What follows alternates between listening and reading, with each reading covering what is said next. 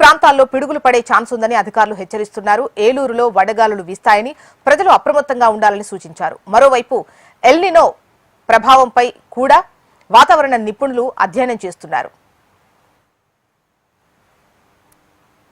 ఇక ఇదే అంశంపై మరిన్ని అప్డేట్స్ మనకు అనురాధ అందిస్తారు.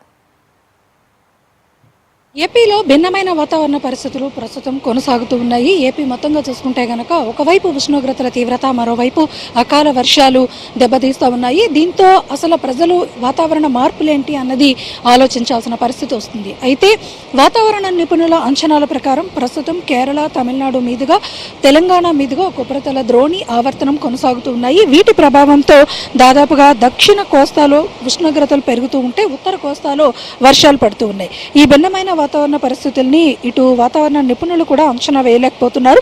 అయితే మరొక 4 రోజుల పాటు ఏపీలో పలు ప్రాంతాల్లో తేలికపాటి జల్లులు కురిసే అవకాశం ఉంది. తీర ప్రాంతాల్లో 35 నుంచి 40 కిలోమీటర్ల వేగంతో గాలులు వీస్తాయి. అలాగే హ్యూమిడిటీ శాతం కూడా ఎక్కువగా ఉంటుంది, ఉక్కపోత వాతావరణం ఉంటుందని ఇప్పటికే వాతావరణ నిపుణులు అంచనాలు వేస్తున్నారు. అలాగే ఇప్పుడు ఏదైతే దక్షిణ రాయలసీమ ప్రాంతాల్లో ఉష్ణోగ్రతల తీవ్రత కూడా దాదాపుగా 40 డిగ్రీల పైబడి ఉష్ణోగ్రతలు ఏకకాలంలో గత కొంతకాలం నుంచి కూడా నమోదవుతూ వస్తున్నాయి. అయితే నెల్లూరు, అన్నమయ్య ఈ జిల్లాల్లో, కడప ఈ జిల్లాల్లో అయితే కనుక ఉష్ణోగ్రతల తీవ్రత అయితే మాత్రం కొనసాగుతూనే ఉంది.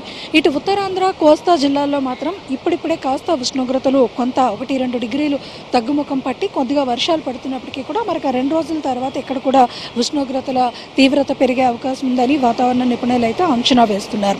ఇదే సందర్భంలో ఎల్ నినో ఎఫెక్ట్ కూడా ఉండే అవకాశం ఉంటుంది.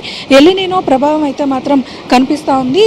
ఏదైతే పసిఫిక్ మహాసముద్రంలో ఎల్ నినో అనేది ప్రారంభం కాబోతుంది అనేది ప్రపంచవ్యాప్తంగా శాస్త్రవేత్తలందరూ కూడా చెప్తున్నారు. ప్రస్తుతం లా నినో సీజన్ అయితే ముగిసింది. ఎల్ నినో సీజన్ కనుక ప్రారంభమైతే అంటే ప్రతి 7 ఏళ్ల నుంచి, అంటే 2 ఏళ్ల నుంచి 7 ఏళ్లకు ఒకసారి ఎల్ నినో అన్నది వస్తూ ఉంటుంది. ఆ సీజనల్ దీంట్లో కనుక, సైక్లింగ్లో కనుక చూసుకుంటే కనుక ఈసారి ఎల్ నినో అనేది ప్రారంభమయ్యే అవకాశాలు ఎక్కువగా కనిపిస్తున్నాయి. ఒకవేళ ఎల్ నినో ఎఫెక్ట్ అనేది స్టార్ట్ అయితే కనుక ఎక్కువగా వర్షాలు కురవకపోవడం, అలాగే ఉష్ణోగ్రతలు ఎక్కువగా ఉండటం, వర్షాభావ పరిస్థితులు ఏర్పడడంతో ఇట్లాంటి పరిస్థితులు అయితే ఉంటాయి అన్నది చెప్తూ ఉన్నారు. పసిఫిక్ మహాసముద్రంలో ఎల్ నినో వస్తే కనుక భారత ఉపఖండంలో కొన్ని ప్రాంతాల్లో ప్రభావం ఉంటుంది, కరువు పరిస్థితులు ఉంటాయి అన్నది మొదటి నుంచి కూడా ఒక సైక్లింగ్ అయితే ఉంది. అందులో భాగంగా ఈ ఏడాది ఎల్ నినో కనుక స్టార్ట్ అయితే ఇక్కడ వర్షాభావం పరిస్థితులు ఏర్పడతాయి, వర్షాల తీవ్రత తగ్గుతుంది అన్నది అంచనా వేస్తున్నారు. అయితే ఒక్కోసారి అది అనుకూలంగా కూడా మారే అవకాశం ఉంటుంది. ఒకవేళ ఆ లెక్కన గనక వాతావరణంలో మార్పులు వస్తే గనక ఈసారి ముందుగానే ఋతుపవనాలు పలకరించే అవకాశం ఉంటుంది. అయితే ఆ మేరకు మనం చూసుకుంటే గనక ఈ నెల 14, 15, 16 తేదీల్లోనే అండమాన్ నికోబార్ దీవుల్ని మరి ఋతుపవనాలు తాకే అవకాశం కూడా ఉందన్నది మరొక రిపోర్ట్ అయితే ఉంది. ఓవరాల్గా చూసుకుంటే గనక భారత వాతావరణ శాఖ అంచనాల ప్రకారం ఈసారి ముందుగా ఋతుపవనాలు వచ్చే అవకాశం ఉందన్నది మాత్రం తెలుస్తూ ఉంది.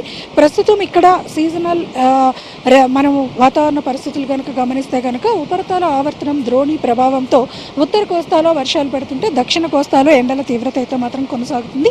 లాంగ్ సమ్మర్ ఉండే అవకాశం ఉంది. మే నెలలో ఈ విభిన్నమైన వాతావరణ పరిస్థితులు కొంచెం కొత్తగా ఉన్నప్పటికీ కూడా అసాధారణమైన పరిస్థితులు మాత్రం కాదు అనేది వాతావరణ నిపుణులు అయితే చెప్తున్నారు.